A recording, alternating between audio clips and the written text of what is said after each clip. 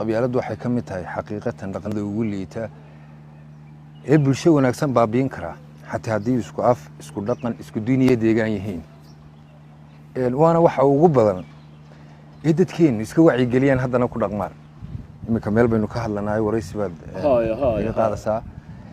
qabyaalad baynu ka hadlanaa ama qofku maqaaxiya ka hadla ama social media ka hadla ama tv ka hadle wuxuu ku oranaya war baashaas waa xuntii naga daaya haddana kama badna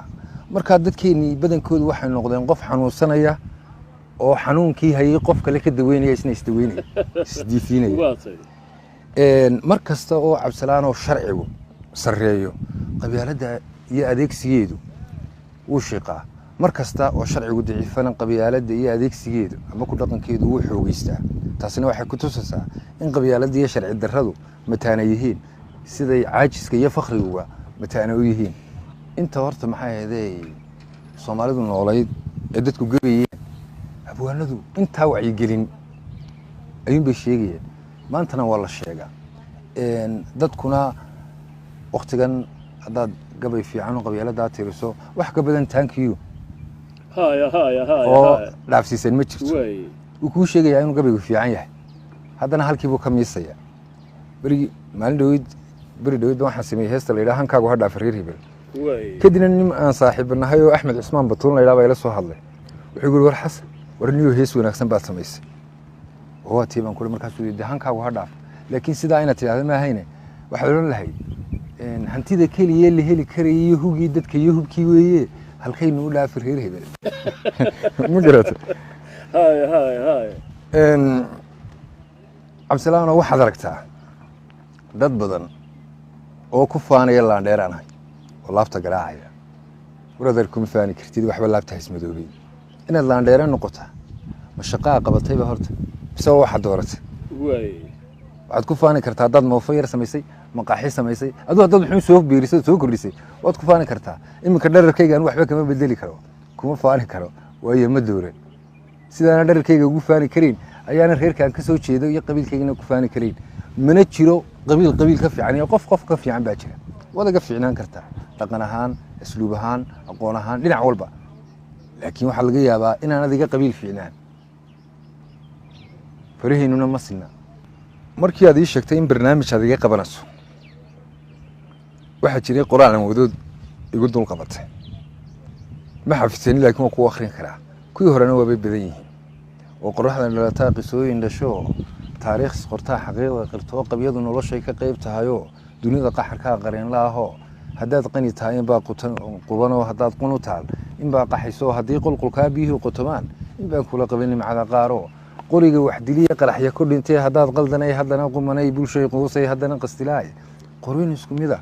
afkiyo qowlkoo qaadirku ku abuuray meel quro oo sasun kala qaba qumaatitiin ugu qoomiyeedo dunida quwadla